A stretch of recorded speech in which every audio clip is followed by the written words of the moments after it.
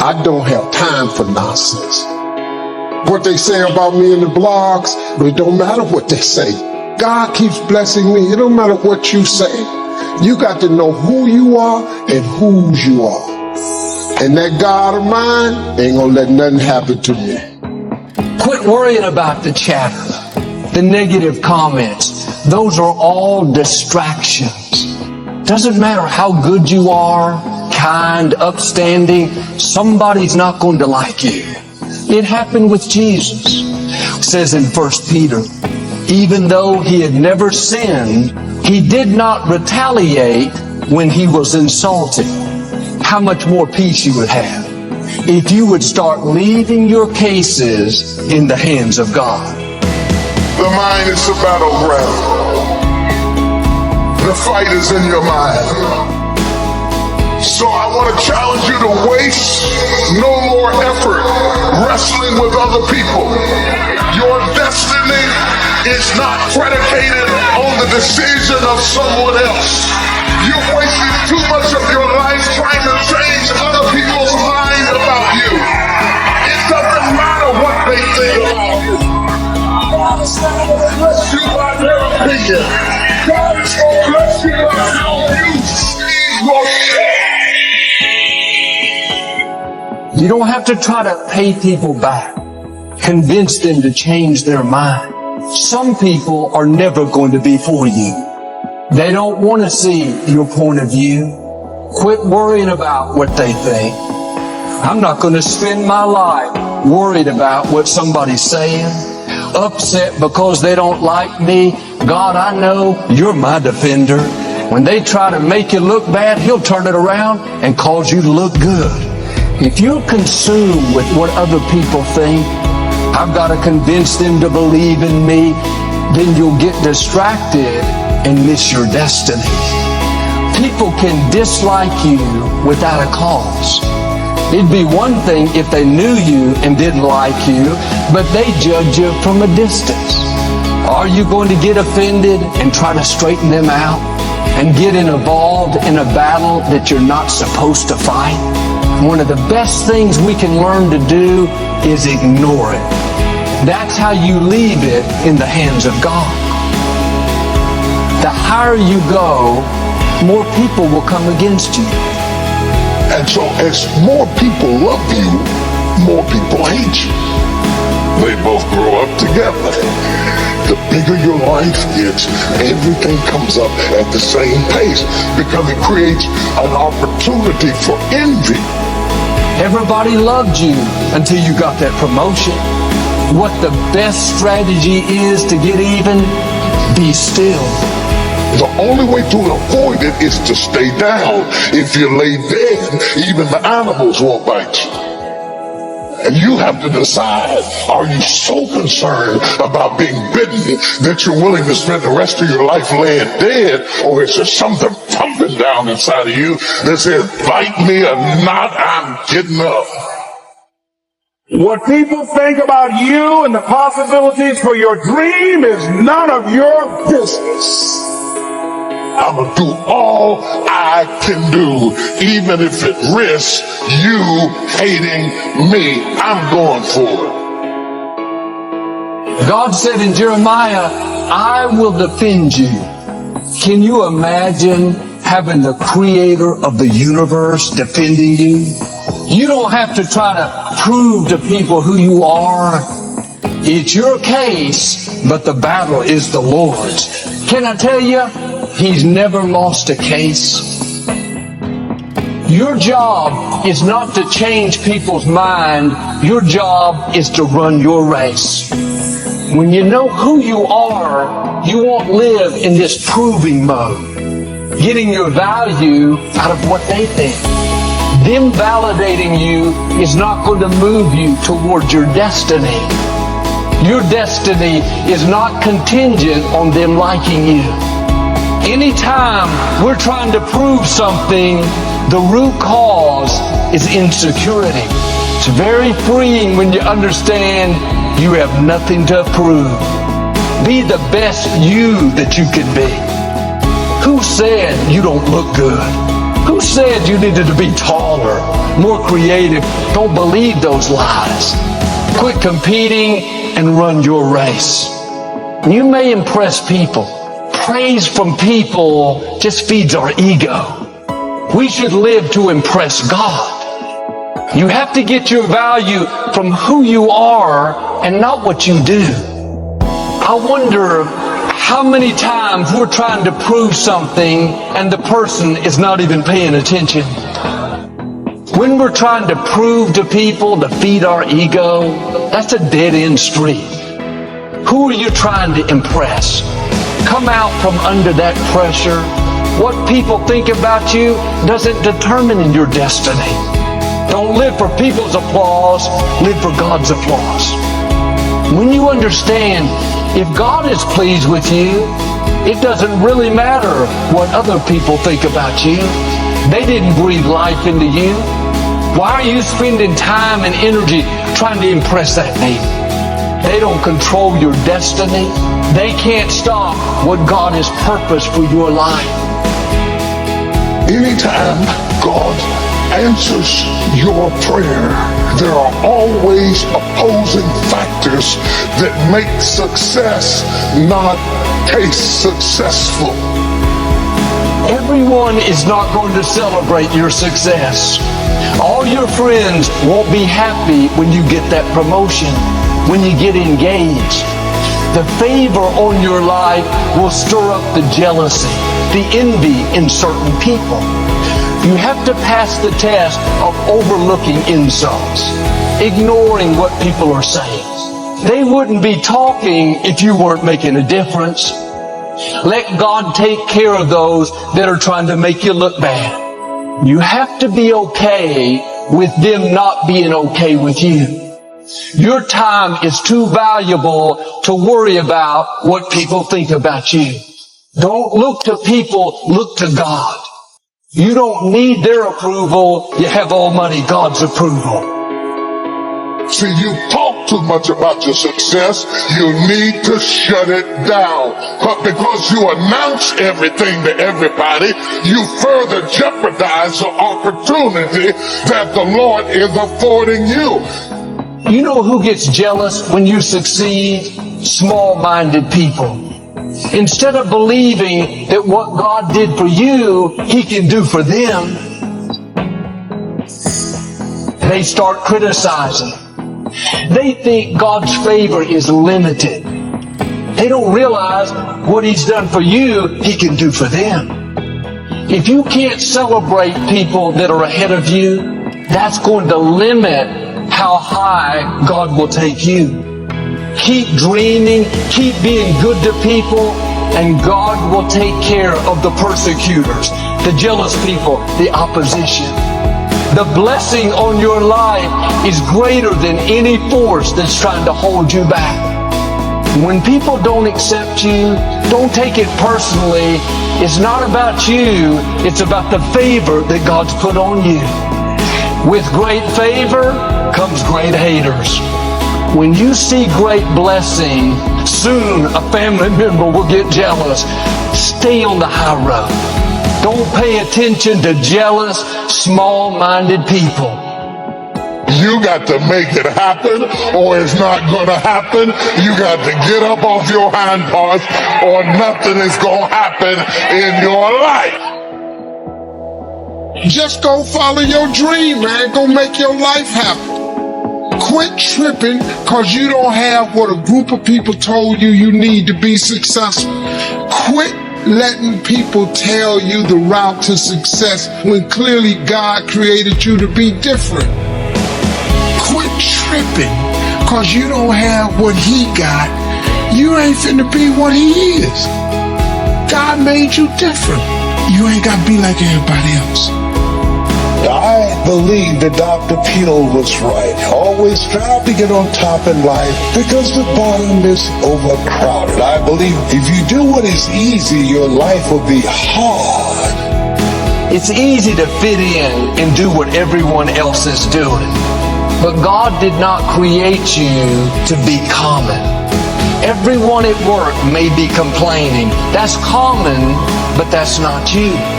People around you may have a small vision. common, but that's not you. You're a person of excellence. You do the right thing when no one is looking. That's the kind of people God rewards. People that don't lower their standards. He's looking for people that go against the grain. When you make this decision to not fit in, then you will see uncommon favor, uncommon breakthroughs, uncommon victories.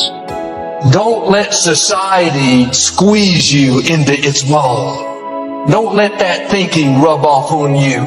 Stand out in the crowd. Don't sink down to their level.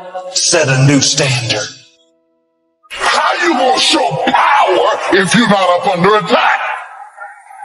How you gonna show resistance if something's not trying to pull you over? Resist. Stop being neutral and stop being indifferent. Resist. Take a stand and resist.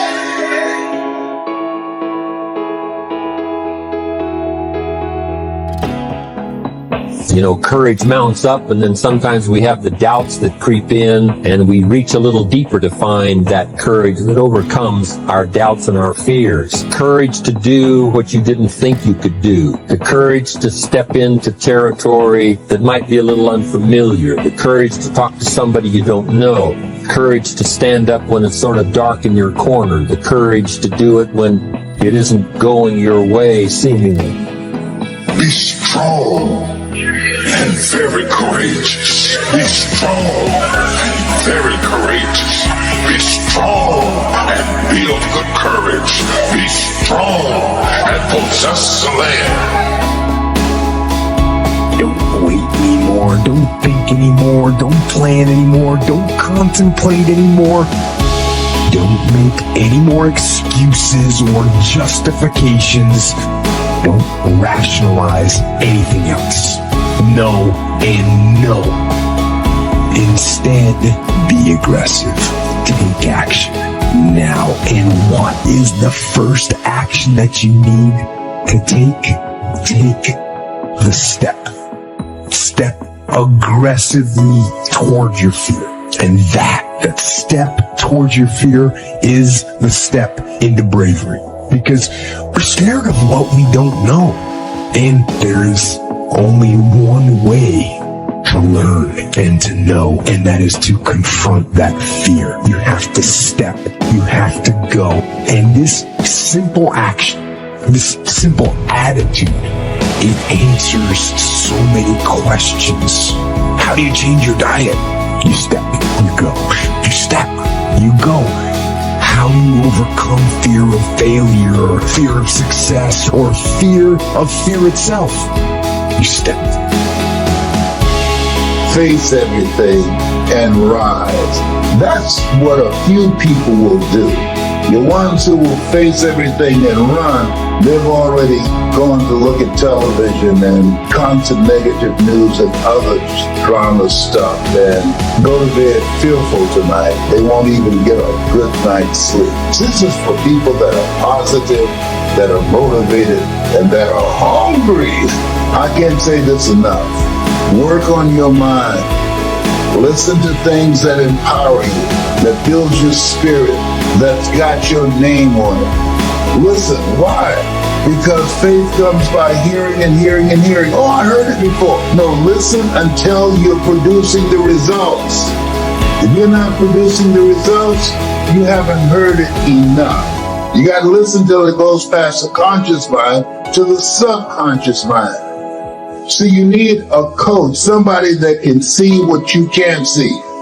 We all have doubts that attack us. We all have small fears that creep in. That is the nature of life. But that's what faith is all about. That's what courage is all about. To serve us when our doubts will not serve us, but faith to overcome fear and courage to overcome our doubts. That, of course, is the very essence of life itself. Because we all have this warfare going on. In our own body, the warfare between health and illness, the struggle is on. The struggle between light and darkness, the struggle between good and evil. We must drive the dark side of our nature into a small corner and let the positive side flourish. So self-control is certainly necessary to be a strong leader, so that you can become the best example of choosing wise words and not being careless, that kind of control. But once a person's mind is expanded with an idea, it can never be satisfied going back to where it was. So some of you are going to experience a breakthrough. Some of you are going to go back and look at your dreams and brush them off. Whatever goal that you have in mind, I want that to be a goal that will challenge you, something that will make you stretch. What is it that you looked at some point in time and you decided that you couldn't do it, that you talk yourself out of it? Whatever it is, bring it back out there. How are you going to do it? That will come to you in due time. You've got to begin to take a look at your life and look at where are you right now? What are your strengths? What are your weaknesses? What gives your life a sense of fulfillment, a sense of joy? What is it that you could love doing 7 days a week? So you don't get in life what you want, ladies and gentlemen. You get in life what you are, not what you want. You see, the good news is that we can always become more by working to develop ourselves. Think about that.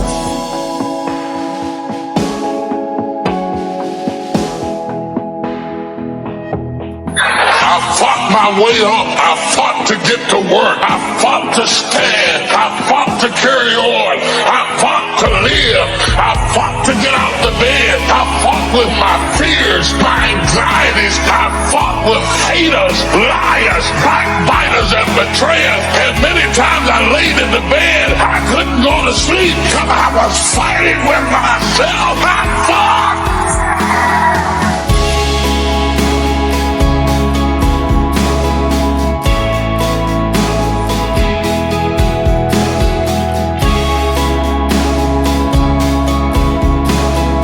Some people get it the first time they hear it. And then some folks got to go home and chew on it and think about it and turn it over in their mind. And sometimes it takes a year, 5 years, 8 years. You can't be impatient with the seed coming up, because every seed does not come up at the same time. You have to be patient with the soil. You have to tend it. You have to take care of it. You have to make sure that when the seed is ready to be cast, that the soil is ready to receive it.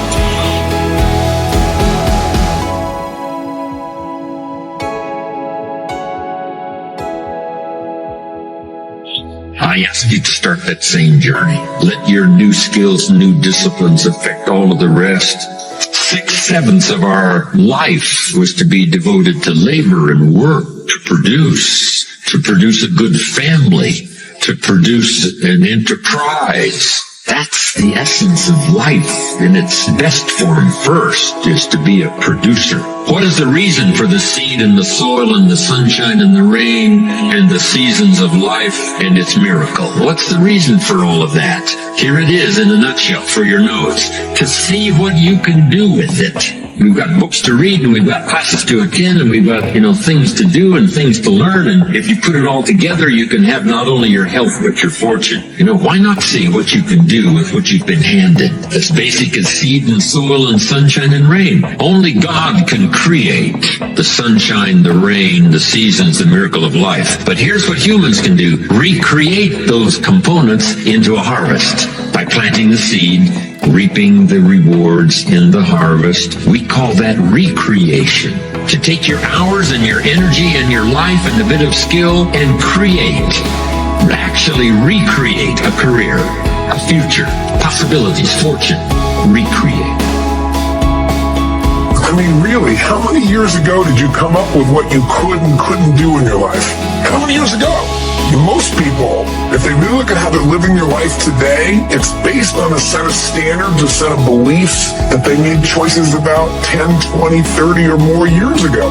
I mean, very often we made decisions in our youth or very young about what to believe, about what we were capable of, about who we are as a person, and that becomes the glass ceiling, if you will, that controls us. I'll give you an example. Look at your physical body. Your physical body today is an absolute reflection of only one thing. Not your goals, not your desires, but your standards. Again, the strongest force in the human personality is this need to stay consistent with how we define ourselves. So when you begin to say, what is it that I want to leave? What contribution that I want to begin to make? What difference do I want to make in life? What chances I need to take? What risks do I need to begin to embrace? What fears do I need to step on? What areas of my life am I dead right now? What dreams? You can either live your dreams or live your fears. You have got to get to a point where you say, I'm sick and tired of living like this. There's got to be more. That's when people go out and strike out on their dreams. You don't always get your goals, but you always get your standards. Everybody in life gets their musts. They don't get their shoulds. And most people have a list of shoulds, don't they? Don't you have a list of shoulds, things you should do, you should follow through on? I should get into the office earlier. I should be, more confident. Whatever your should list is, when you decide something is a must for you, an absolute must, when you cut off any possibility, you say, I'm going to find a way, I'm going to make the way. Once you see that you're suffering either early consequences or severe consequences, all you have to do now is shut down that route, pick another destination and start going that way with some easy disciplines that day by day gather momentum, and now one success leads to another, leads to another. All disciplines affect each other. What's interesting about success is starting a new discipline, a couple of new disciplines, and sure enough, once you've gained just a little bit of success in a couple of new disciplines, it'll inspire you to clean up the rest. Each lack of discipline affects the rest. You work on your mindset. You read 30 to 40 pages of something positive every day. You can't help but change. I'm an assassin. I'll kill every negative, mediocre cell in your body. You were born for greatness. Not to be a victim. No. Life happens to everybody. Everybody. And no one escapes it. It's called unavoidable suffering. Life is difficult. So work on your mind. I work on my mind every day. Every day I work on it. There's a calling on your life. And you're greater than your circumstances. You're greater than anything that has ever happened to you. Indecision is the thief of opportunity. If you don't decide what you're going to do today, the day could get away and you're not very effective. Don't start the day until you have it finished. Is it possible to finish the day before you start it? And the answer is yes. If you don't finish it, the day escapes. And in the morning you say, let's see, what should I do now? In the afternoon you say, hey, time's getting away from me. What should I do now? And now most of the day is lost. Most of the day escapes not being utilized simply because you didn't make those decisions early, at the early part of the day. The decisions we make in the early part of our life sometimes last for a lifetime. If you neglect them and don't make them, sure enough, the time passes and the opportunity sometimes is diminished, and sometimes you spend a lot of time now catching up simply because you didn't make those early decisions. So it's the decisions at the first of the day, it's the decisions at the early part of the month, it's the decisions at the early part of the year that greatly determines what kind of year you're going to have. The decisions you make at the first chance you see opportunity, those decisions. Then we need decisions to correct poor decisions, to overcome our mistakes. It's possible, of course, for all of us to make unwise decisions. At the end of a few years, we say, that decision cost me too much. Cost me a lot of time, cost me a lot of money. But as long as you're alive, there's still a chance to use new decision power to correct the mistakes of decisions that were bad in the past. All of us have the opportunity to do that, but I think Napoleon was right here too. You've got to be definite in making decisions so that the opportunity doesn't pass you by. Take advantage. The people that do that, the people that go against the grain, the people who ignore the naysayers, the haters, the people turn a deaf ear to people telling them what they can't do. Do what you can do. Give it everything that you have. What are you hungry for? Because when we come out of this, our lives will never be the same again. A lot of people are going to be left behind. A lot of people will be devastated. A lot of people will take themselves out. But a few people, those who are able to rise, a few people, the road to life is straight and narrow, but few there be that find it, because few there be that are hungry. You got to go all out. It takes everything in you. You got to feel that you were chosen for such a time as this. This is an appointment, a divine appointment for your dream. This could be the greatest time you ever live if you control what you focus on, if you find a more empowering meaning, and if you decide to model the actions of those who succeeded before you. It can be the best financial time, the best emotional time, the best spiritual time of your life, but you better take control of your state. And if you think you're going to do it just by today, you're wrong. You're going to need to get yourself some rituals. So you better do the right thing at the right time. And to do that, you better know what season you're in. To do that, you better learn how to change your state, how to take control of your own conditioning. That's what I live for. A good leader has definite plans. Your plans to be financially secure. You gotta have good plans. One more on plans, and that is the plan for your personal development. The plan to be better this year than last year. The plan to take the classes, do everything you possibly can to show personal progress. Not just financial progress, but the progress of personality, the progress of communication skills, the progress in how to deal with people. You need those kind of plans. A plan for personal growth, personal development, a plan to be all that you can possibly be. Got to have good plans. A good leader has the habit of doing more than what he gets paid for. What an incredible philosophy this is. It's what we call the service that you put out like seeds in the ground that doesn't bring the harvest immediately, but the harvest is yet to come. There's no secret to success. There's a system to success. The system works if you work it. If you don't work it, it won't work. But it works if you work it. And that's one four-letter word that most people don't like, that most people won't participate in their own rescue.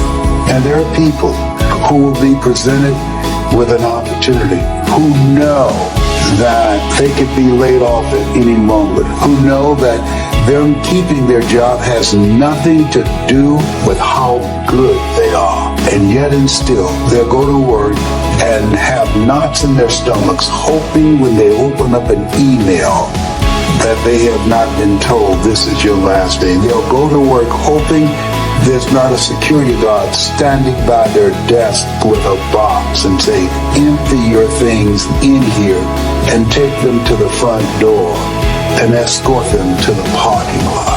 They go in there hoping it doesn't happen. Why? Because they don't want to do the work. It's an aversion to most people's spirit. Hey there, welcome to my channel tdjakes Motivation 2024. Keeps believing me, it don't matter what you say. You got to know what you are and who you are, and that God of mine going to let nothing happen to me. Quick warning about the chat, the negative comment that are all distraction. Does matter how good you are, can't up standing somebody not going to like you. Is happened with this.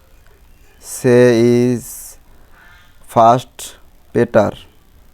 Even those he had never signed, he did not retaliate when he was in isolation.